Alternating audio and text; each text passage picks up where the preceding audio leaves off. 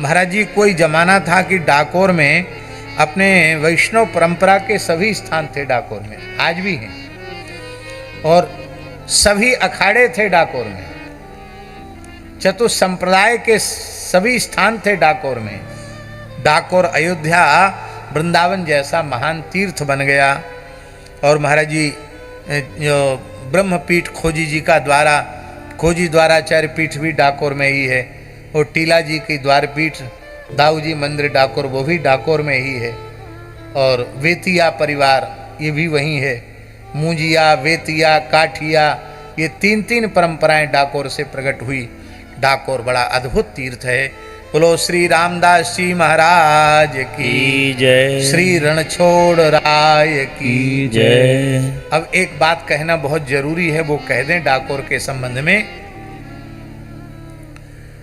कालांतर में जब मुगलों का समय आया, और मुगलों में जब औरंगजेब का समय आया, और मथुरा में कृष्ण जन्मभूमि के मंदिर को तोड़ दिया गया, काशी विश्वनाथ मंदिर को नष्ट कर दिया गया, अयोध्या की तो जो हालत थी वो सबको पता ही है। बाबर ने उस स्थान पर एक विवादित ढांचा खड़ा कर दिया था।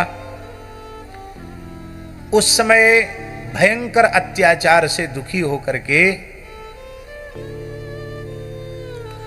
ब्राह्मणों ने गोमती सरोवर में श्री रणछोड़ राय जी को डुबा दिया, और अपने धर्म को बचाने के लिए वो डाकोर से भाग गए।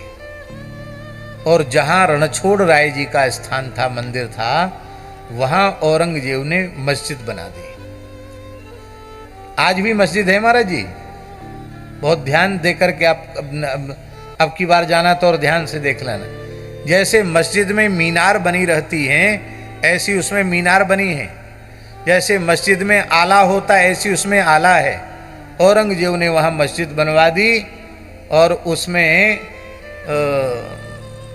नमाज होने लग गई। और डाकोर में 2 मुस्लिम फकीर थे। तंत्र की ये जो गंदी विद्या होती है तंत्र की, वो उनको सिद्ध थी, और उस तंत्र विद्या के प्रभाव से उन्होंने ऐसा कुछ कर दिया था कि जो व्यक्ति डाकोर में प्रवेश करता था हिंदू, उसकी चोटी गायब हो जाती थी, उसका यज्ञोपवीत टूट जाता था, और उसके बिना किए ही सुन्नत हो जाती थी। एक भी हिंदू डाकोर में नहीं रह गया। जो डाकोर रणछोड़ राय जी के कारण दिव्य द्वारिका के रूप में प्रकट हो गया था, उस डाकोर में एक हिंदू नहीं रह गया। उस समय रामानंद संप्रदाय, एक से एक अद्वितीय विभूतियां इस संप्रदाय में प्रकट हुई हैं। ये सब बड़े बड़े तपस्वी ऋषि महर्षि ही संतों के रूप में प्रकट हुए थे। श्री बालानंदाचार्य जी महाराज हनुमान जी के अंशावतार थे। तो कोई मनुष्य का काम नहीं जो उन्होंने काम किया। ऐसे ही श्री टीला जी की परंपरा में श्री कृष्णदास पयहारी जी के शिष्य श्री स्वामी साकेत निवासाचार्य श्री टीला जी, और टीला जी की तीसरी या चौथी पीढ़ी में श्री स्वामी मंगलदास जी महाराज हुए, जिनको अगस्त्य जी का अवतार माना जाता है। क्या माना जाता है संप्रदाय में? अगस्त्य ऋषि का अवतार माना जाता है। महर्षि अगस्त्य के अवतार थे, और उन्होंने डाकोर को फिर से शुद्ध किया। वे महाराज जी एक साधु 2 साधु नहीं, 10,000 त्यागी तपस्वी साधुओं को लेकर के गए डाकोर पर, उन्होंने चढ़ाई की। श्री राम मंत्रराज के बल से मंत्रराज उन्हें सिद्ध था। हनुमान जी इष्ट थे, हनुमान जी सिद्ध थे, और श्री हनुमान जी की शक्ति के प्रताप से उनके जो दूषित यंत्र थे, उन यंत्रों को की शक्ति को उन्होंने कुंठित कर दिया। न किसी का तिलक गायब हुआ, न किसी की चोटी गायब हुई, सब भीतर पहुंच गए। बोले यहीं सब धूनी तपो, सब सरोवर में स्नान करके सब धूनी तपने लगे। अब उन मुसलमानों का तंत्र जब फेल हुआ, तब उन्होंने कहा कि पत्थर मारने की परंपरा इनकी आज की नहीं है, बहुत पुरानी है। तो कहा पत्थर मारो, पत्थर मारो। तो सब पत्थर मारने लगे। तो जितने बेग से पत्थर फेंकते, वो फेंकते तो संतों के ऊपर उलट करके उन्हीं की खोपड़ी पर पत्थर पड़ते, घायल हो जाते, चिल्लपों मचाने लगे, सब भाग खड़े हुए। तब उन्होंने तांत्रिकों ने श्री मंगलदास जी से कहा कि यहां से उठाओ अपनी धुनी। बोले हम धुनी तो उठा रहे हैं, पर तुम अब सावधान हो जाना। जैसी धुनी उठाने के लिए, आसन उठाने के लिए तैयार हुए, उन दोनों के शरीर, दो फकीर थे महाराज जी, दोनों फकीरों के शरीर में भयंकर आग लग गई। माने देखने में आग नहीं, भीतर से लगता था हम जले जा रहे हैं। तब आपने कहा तुमको एक ही दंड है, इस डाकोर की सीमा में कोई मुसलमान नहीं रह गए, सब भाग जाओ यहां से। सब भाग गए।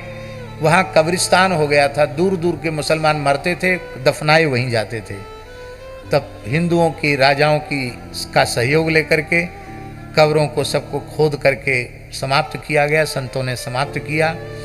और गोमती सरोवर से पुनः रणछोड़ राय जी को प्रकट करके बोले मंदिर वंदिर बनाने की जरूरत नहीं है, जहाँ हमारे ठाकुर बैठेंगे वही मंदिर हो जाएगा।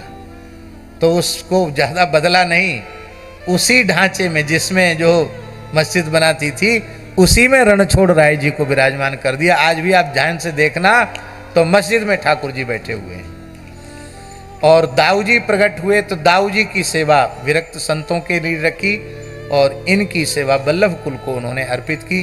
फिर भी वहाँ एक गद्दी है, आपने देखा होगा, उस गद्दी पर कोई न कोई एक रामानंदी साधु बैठ करके आचार्य रूप में उसकी पूजा होती है। तो ये डाकोर जी की, ऐसे ही अयोध्या, मथुरा, डाकोर, ये सबके सब तीर्थ हमारे पूर्वाचार्यों ने, संतों ने बचाए हैं।